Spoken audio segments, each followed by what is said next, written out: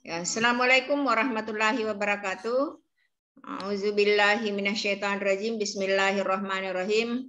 Alhamdulillahirabbil alamin wa bihi nasta'inu ala umuri dunya waddin. Wassalatu wassalamu ala asyrafil anbiya'i wal mursalin sayyidina Muhammadin wa ala alihi wa sahbihi ajmain, amma ba'd.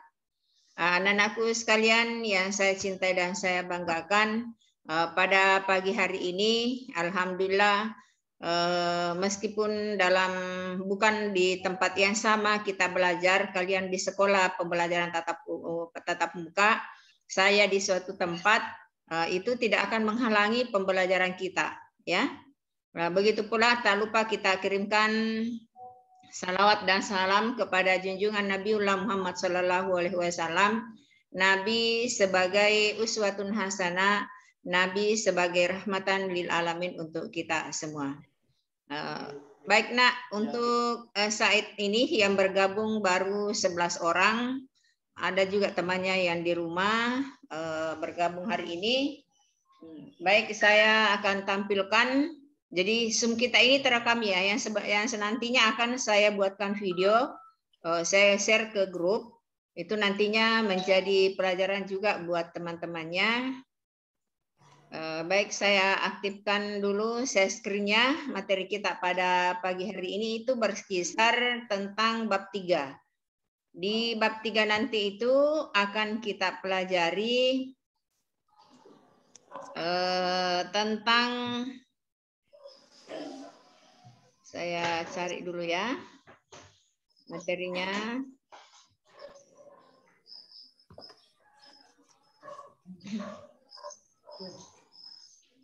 Ya. Ini materinya ya, pelajaran kita Al-Quran Hadis. Coba siapa ini yang tidak aktif kameranya? Oke. Materi kita pada pagi hari ini itu berkisar tentang di bab 3, bab 1, bab 2,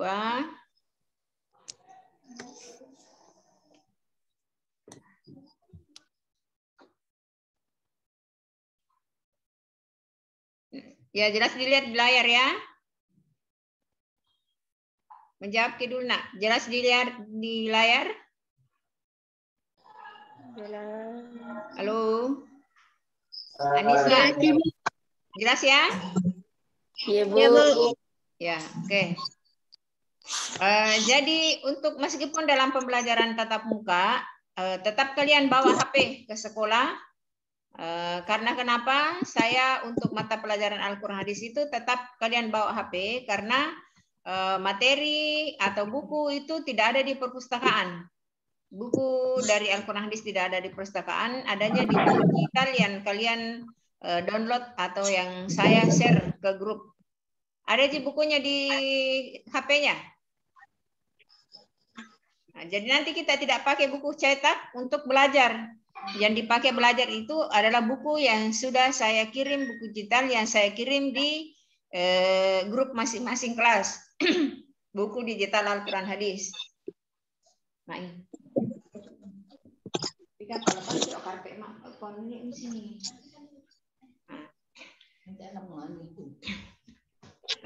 Baik, lihat ini di layar bab 3, menggapai keberkahan hidup dengan sikap jujur dalam bermuamalah. Nah, ini keberkahan hidup yang kita inginkan di dunia ini, yang kita inginkan adalah berkahnya kehidupan kita. Nah, bagaimana cara supaya hidup kita berkah? Hidup kita diridhoi Allah Subhanahu wa taala. Kalau hidup kita berkah berarti Allah senantiasa bersama kita.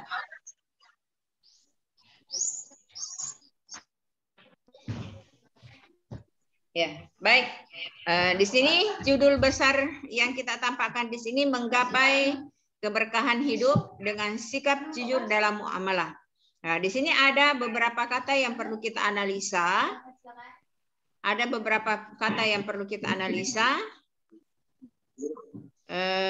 Di sini ada keberkahan, kemudian jujur, kemudian dalam muamalah.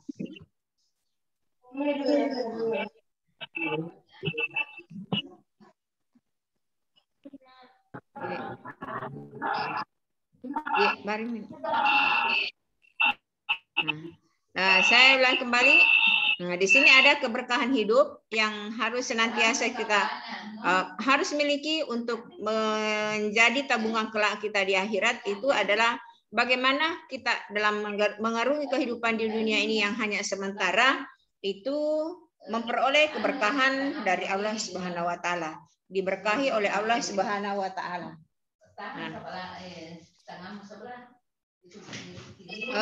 Selanjutnya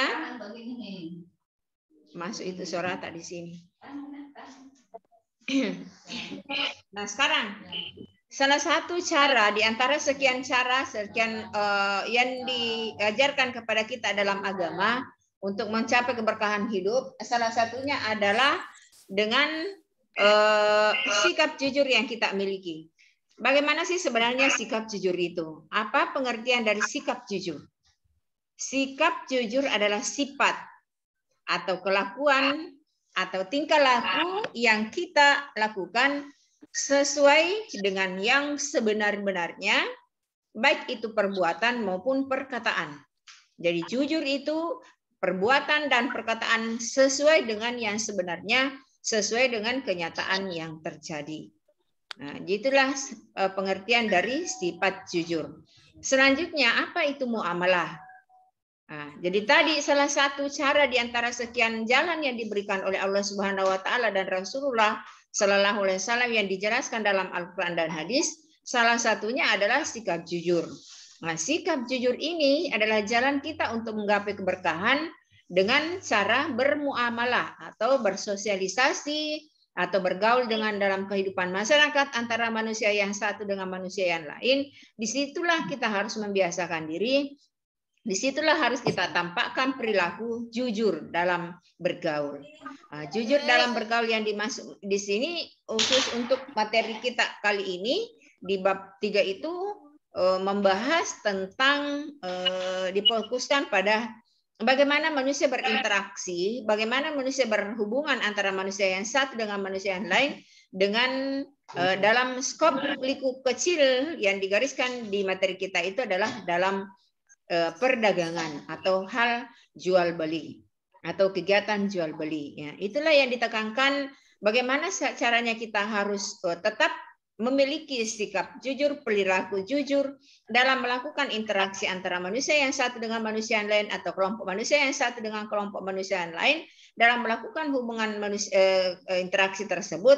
Untuk materi kita itu digaris bawahi atau diperkecil lagi skopnya, khusus membahas bagaimana kita berperilaku jujur dalam hubungan manusia dengan manusia yang lain, khususnya dalam kegiatan jual beli. Bagaimana seorang penjual harus bersikap jujur, tidak mengurangi takarannya, tidak mengurangi timbangannya.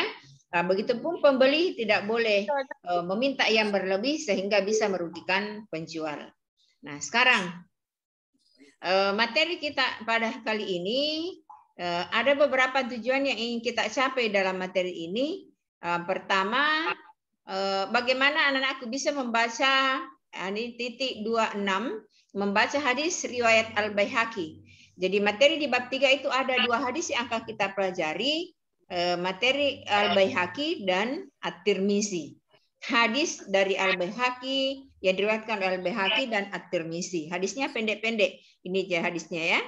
Ada di titik 36, menganalisa isi kandungan hadis yang diriwayatkan oleh Al-Baihaqi dari Ibnu Abbas dan hadis riwayat At-Tirmizi dari Hasan bin Ali radhiyallahu anhu atau yang diridhai oleh Allah. Dan yang kemudian setelah kita bisa membaca surat tersebut, bisa mengartikan. Nah, kita bisa mengartikan hadisnya dengan baik karena itu artinya ada di buku itu.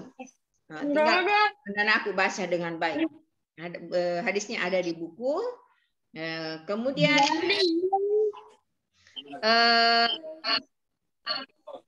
setelah membaca, mengartikan, menganalisa, mengetahui kandungan, kemudian menyimpulkan dan menghubungkan isi kandungan di antara 2 hadis tadi, Al-Baihaqi dan hadis riwayat At-Tirmizi. Di tujuan pembelajaran pada 46.1, bagaimana anak-anakku bisa mendemonstrasikan, maksudnya mendemonstrasikan bisa untuk tampil di depan mempraktekkan cara menghafal dua hadis yang dimaksud. Hafalan hadis yang dimaksud tentang hadis Al-Baihaqi. Nah, sekarang kita lihat dulu hadisnya ya. Hadisnya yang akan kita pelajari. Hadis yang kita pelajari ini adalah gambar tentang bagaimana cara melakukan interaksi antara satu manusia dengan manusia yang lain dengan cara jual beli, ya. Kemudian di sini ada slogan yang sangat bagus untuk senantiasa kita terapkan dalam kehidupan kita sehari-hari. Di situ orang yang suka berkata jujur. Jadi tadi pengertian jujur itu berkata dan berbuat sesuai dengan yang sebenarnya. Nah, sekarang di sini orang yang berkata jujur akan mendapat 3 hal keuntungan yang sangat besar bagi mereka yang suka berkata jujur. Pertama, dipercayai oleh orang lain, kemudian dicintai oleh orang lain, yang ketiga adalah dihormati oleh orang lain. Jadi kita kalau memiliki sikap jujur, kita dipercaya, kita dicintai, dan kita dihormati tanpa diminta. Tanpa kita diminta bilang, hormati saya, percaya saya, itu tidak. Dari tingkah laku yang kita tampakkan itu orang akan mendekat dan akan berteman dengan kita. Merasa segan, merasa hormat, mencintai kita, dan percaya kepada kita. Kemudian ada gambar lain, ini ada transaksi jual beli, ya. Nah, kemudian kita masuk pada hadisnya. Hadis yang akan kita pelajari di sini. Nanti ini perawacananya, nanti di pertemuan tatap muka saya akan jelaskan. Nah, di sini di di hadisnya ini ada 2 hadis yang akan kita pelajari. Yang pertama dulu itu hadis riwayat Al-Baihaqi dari Ibnu Abbas. Nanti hadis ini saya akan share ke grup untuk kalian tulis di bukunya, ya, tulis di buku. Oh, ini tidak banyak hadis, sampai di sini saja.